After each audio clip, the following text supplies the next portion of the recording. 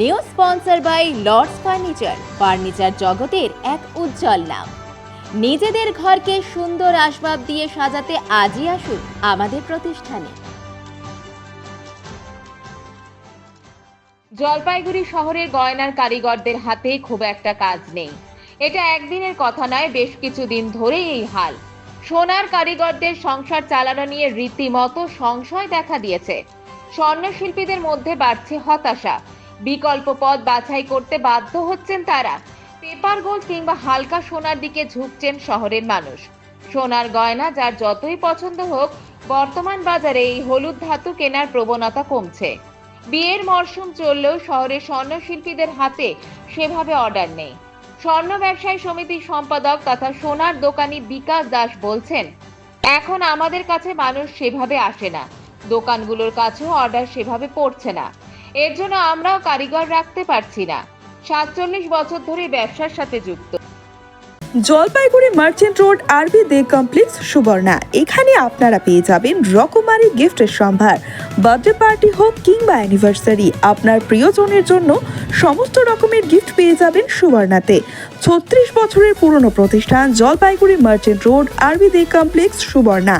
আজই চলে আসুন সকলের প্রিয় প্রতিষ্ঠান জলপাইগুড়ি সুবর্ণা।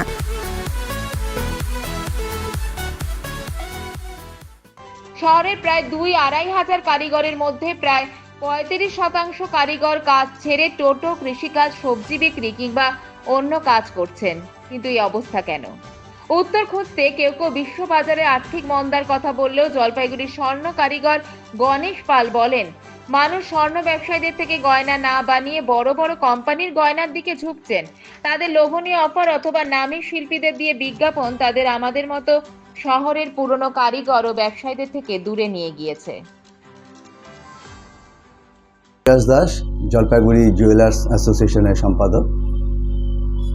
আমাদের যেটা এখন ব্যবসার মধ্যে আমরা দেখতে পাচ্ছি যে বড় বড় মাল্টি স্টোর্স বা চেন স্টোর্স যেগুলো জলপাইগুড়িতে জুয়েলারি ব্যবসার ক্ষেত্রে নিজেদের প্রতিষ্ঠানটাকে তুলে ধরেছে, তাদের প্রচার এবং কর্মপদ্ধতির মধ্য দিয়ে এমন একটা জায়গায় চলে গেছে যে আমাদের যারা জলপাইগুড়ির ছোট ছোট যারা কারিগর বা ছোট ছোট দোকানদার, তারা বিরাট সমস্যার মধ্যে পড়েছে।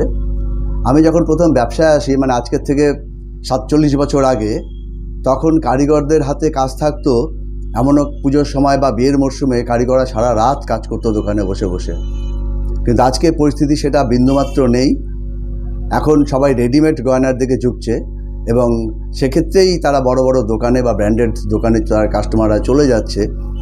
এর ফলে আমাদের ছোট দোকানদার এবং কারিগররা সবাই বিপদে পড়েছে। অনেক কারিগর যারা এই যুগের সাথে সামাল দিয়ে বা নিজেদের রুজি রোজগারের জন্য যেটুকুন তাদের কাজের দরকার, বরাত দরকার, সেটা যখন তারা পাচ্ছে না, তারা হতাশ হয়ে বিভিন্ন অন্যান্য জায়গায় চলে গেছে, অন্যান্য কাজে ঢুকে গেছে। দুঃখ লাগে দেখলে যখন দেখি যে আমাদের কিছু কিছু কারিগর ভাই যারা এখন টোটো চালাচ্ছে বা অনেক ক্ষেত্রেই দেখা যায় যে তারা সবজির দোকান দিয়ে বসেছে। এগুলো আমাদেরকে হতাশ করে যে ব্যবসা, স্বর্ণ শিল্প যেটা একটা মাথা উঁচু করে দাঁড়িয়েছিল জলপাইগুড়ির মতন শহরে, ছোট্ট শহর হলেও জলপাইগুড়িতে ব্যাপক সোনার উপর কাজ চলতো। এবং বিয়ের মরশুমে যে সময় টি গার্ডেন থেকে ঝাঁকে ঝাঁকে ট্রাকে ট্রাকে লোক চলে আসতো জলপাইগুড়িতে আমার ছোটোখাটো দোকানে বা কারিগরদের কাছে, তারা জলপাইগুড়িতে ফিরে আসছে না। তারা ব্র্যান্ডেড দোকানে চলে যাচ্ছে, সে জলপাইগুড়ি হোক, শিলিগুড়ি হোক বা যেখানেই হোক না কেন চলে যাচ্ছে। এটা আমাদের হতাশ করে। সোনার দাম এতটাই বাড়ছে, মানে লোকের কেনারও ক্ষমতার বাইরে চলে যাচ্ছে। বড় বড় দোকান থেকে কিনছে, বড় বড় দোকান সুবিধা দিচ্ছে, ছাড় ফাড় দিচ্ছে, সে দিচ্ছে, ওর জন্যই মানে কাস্টমার বড় দোকানে চলে যাচ্ছে। আমাদের তো মানে মানে আমাদের বলতে কারিগরদের খুবই মানে খারাপ পরিস্থিতি, মানে কাজ নাই বললেই চলে।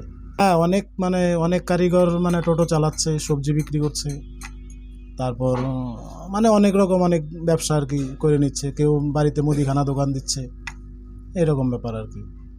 তো সোনার কাজে মানে এখন আর সেরকম কোনো নতুন করে লোক ঢুকছেও না।